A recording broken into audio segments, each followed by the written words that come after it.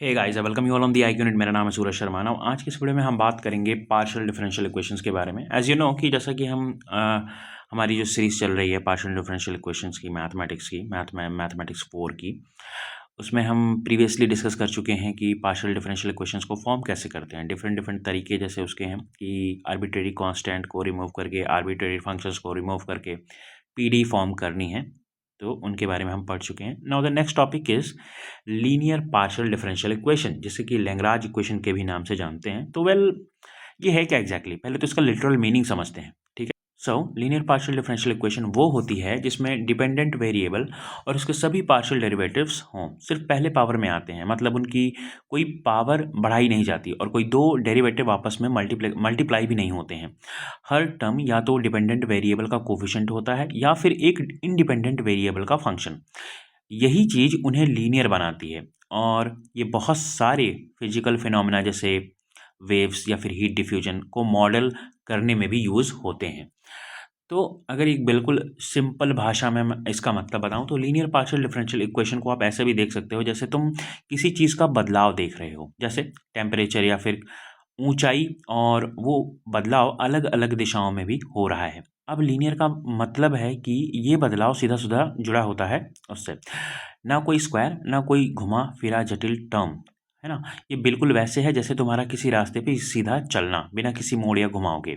Lagrangian equation की बात करें तो वो कुछ ऐसा है जैसे कि किसी सिस्टम के एक्शन को मिनिमम करने के सिद्धांत पे ये चलता है, ठीक है। लाइक अगर कोई एक्शन परफॉर्म हो रहा है तो उसको कैसे मिनिमाइज करना है, आपको किससे कम से कम शब्दों में समझना है, उस पे ये फोकस करता है। यानी अगर तुम किसी सिस्टम की सबसे नेचुरल या सबसे एफिशिएंट चाल ढूंढ रहे हो तो लैग्रांजियन उसे पकड़ने में मदद करता है।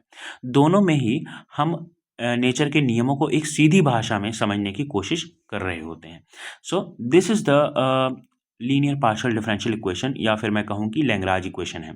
आई होप अभी आप थोड़ा सा रिलेट कर पा रहे होंगे कि आखिर ये है क्या एग्जैक्टली, पढ़ने का पर्पस क्या है ना, ऑल ओवर क्या है ये एग्जैक्टली। बाकी अब एग्जैक्टली हमारे सिलेबस में क्या है, ये तो मैंने आपको एक लिटरल सेंस में बता दिया है ना। एग्जैक्टली आपको पढ़ना क्या है, लाइक इसमें partial differential equation, linear partial differential equation, या फिर मैं जिसे बोल लूँ कि लैग्रांजियन इक्वेशन में पढ़ना क्या है, हमारे सिलेबस में क्या है, रेलेवेंस हमारे लिए क्या है, वो देखेंगे, ठीक है। पढ़ के सुनाओ। इफ पी एंड क्यू, ये वैसे तो हमारा स्मॉल क्यू ही है, ठीक है, small P and small Q. If small p and small q occur in the first degree only and are not multiplied together, exactly the same जो मैंने अभी आपको चीज़ें बताई, ठीक है। if p and q occur अकर प्रतीत होते हैं in the first degree only and are not multiplied together, then it is called linear partial differential equation of the first order. Alright,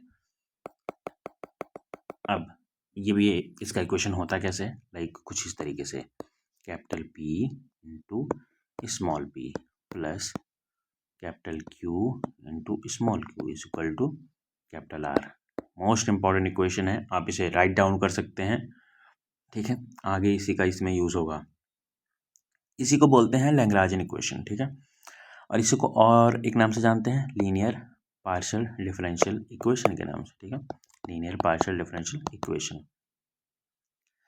अब अब ये जो इक्वेशन मैंने लिखी है ना, इसके मतलब समझिए, इसमें हर एक टर्म का मतलब क्या है।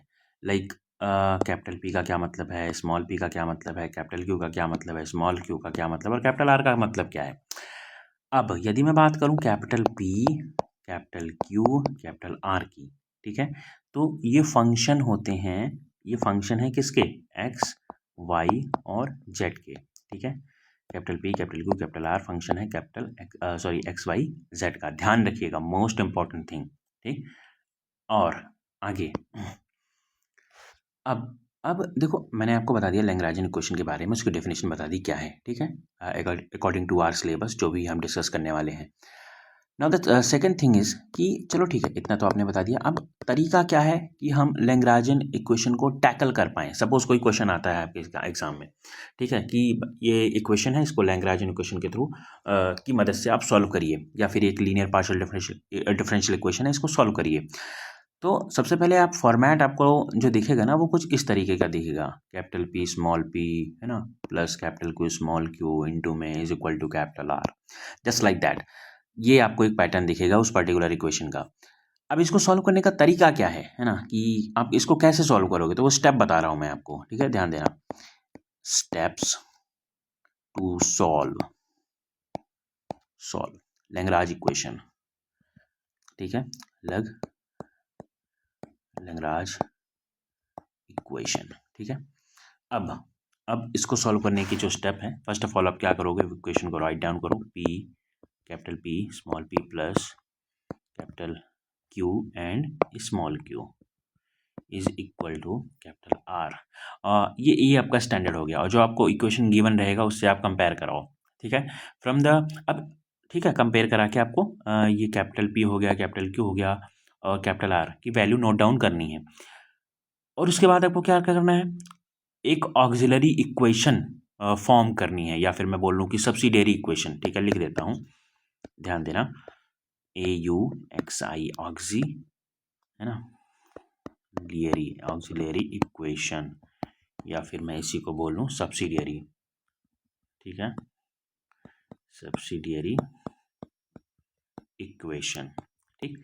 इसकी मदद से आपको ये देखो दोनों एक ही हैं, मीनिंग इनका एक ही है, या तो ये आपको इक्वेशन फॉर्म करनी है दिए गए इक्वेशन की मदद से, ठीक है। वो कैसे करोगे मैं बता रहा हूँ आपको। तो पहले तो आप स्टेप्स देख लो, अब वो, ठीक है, इतना हो गया। सबसे पहले क्या कराना है आपको, फिर से ध्यान दो कि जो भी इक्वेशन गिवन रहेगी आपके क्वेश्चन में, ठीक है, उसको राइट डाउन करना है आपको, और राइट डाउन करने के बाद ये जो स्टैंडर्ड इक्वेशन है इससे कंपेयर करा के capital P capital Q capital R की वैल्यू नोट डाउन करनी है। नोट डाउन करने के बाद आपको ऑक्सिलरी इक्वेशन बनानी है, या फिर मैं बोल लूँ कि सब्सिडियरी इक्वेशन फॉर्म करनी है। वो कैसे करेंगे, उसका क्या फॉर्मूला है, क्या तरीका है, वो ये है, like auxiliary equation is equal to dx over capital P is equal to dy over capital Q is equal to dz over capital R। इसी को हम एक और नाम से जानते हैं, ध्यान देना, grouping method, GROUPING, grouping method, alright, ध्यान देना। ये हमारी ऑक्सिलरी इक्वेशन फॉर्म हो गई, या फिर जिसे हम बोलेंगे subsidiary equation, dx over P is equal to dy by capital Q is equal to dz by capital R, ठीक है। इसे हम बोलते हैं और किस नाम से जानते हैं, ग्रुपिंग मेथड के नाम से। Now the second step is solve the auxiliary equation, ठीक है। अब क्या करना है आपको, ग्रुपिंग मेथड से जो आपने इक्वेशन फॉर्म करी उसको सॉल्व करो। Solve the auxiliary equation to get two independent solution, mark my word at least. Now क्या करो, आप उस ऑक्सिलरी इक्वेशन को सॉल्व करो, ठीक है, और आपको कुछ सॉल्यूशंस मिलेंगे, एटलीस्ट 2 तो मिलेंगे, ठीक है, 2 इंडिपेंडेंट सॉल्यूशंस आपको मिलेंगे, ठीक है, like u is equal to a and v is equal to b, ठीक है। ऐसे 2 सोल्यूशन आपको मिलेंगे, u बराबर a और v बराबर b, समथिंग कुछ भी हो सकता है, मैंने जैसे एग्जांपल दिया आपको, a और b मिल सकता है, ठीक है।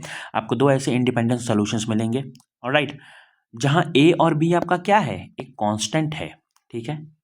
अब द नेक्स्ट स्टेप इज, ये आपको सॉल्यूशन मिल गए, अब आप क्या करो, अब इसको फाइनली आपको लिखना है फाई, जस्ट मिनट, फाई, ठीक है, u comma v is equal to 0। आपको इस तरीके से इसको लिखना है, जो आपका ये 2 इंडिपेंडेंट सॉल्यूशंस आए हैं ना, इसको ब्रैकेट में लिख के बगल में फाई लगाना है, इज इक्वल टू 0 लिखना है, then it is the general solution. ध्यान देना, यही आपका क्या है, एक जनरल सॉल्यूशन है, कंप्लीट सॉल्यूशन है फॉर द गिवन इक्वेशन, ठीक है, जो आपकी गिवन इक्वेशन थी, like p plus q is equal to r के लिए।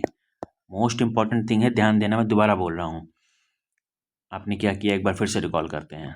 फर्स्ट ऑफ ऑल, जब भी आपको कोई इक्वेशन दी जाएगी, like linear partial differential equation, या फिर जिसे हम बोलते हैं कि लैग्रांज इक्वेशंस, ठीक है, तो आप फर्स्ट ऑफ ऑल क्या करोगे, उस इक्वेशन को राइट डाउन करोगे, देन उसको इस स्टैंडर्ड वन से कंपेयर कराओगे, कंपेयर करा के capital P capital Q capital R की इक्वेशन की जो वैल्यू है उसको राइट डाउन करोगे। राइट डाउन करने के बाद आपको क्या करना है, ऑक्सिलरी इक्वेशन या फिर सब्सिडियरी इक्वेशन फॉर्म करनी है वो कैसे करेंगे, वो ये रहा इसका formula, like D X over P is equal to D Y by Q is equal to D Z by are.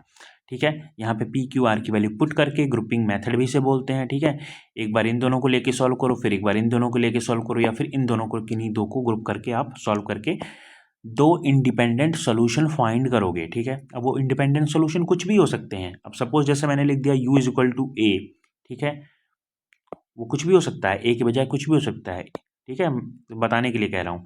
तो यहाँ पे ए और बी जो होंगे वो कांस्टेंट ही होंगे।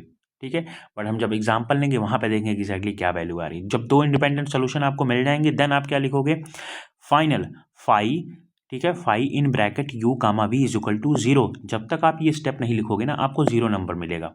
ध्यान रखना है ये बात, यही आपका जनरल स्टेप है, यही आपका कंप्लीट सोल्यूशन है। ध्यान रखना, जब तक आप ये स्टेप नहीं लिखोगे आपको एक नंबर भी नहीं मिलेगा।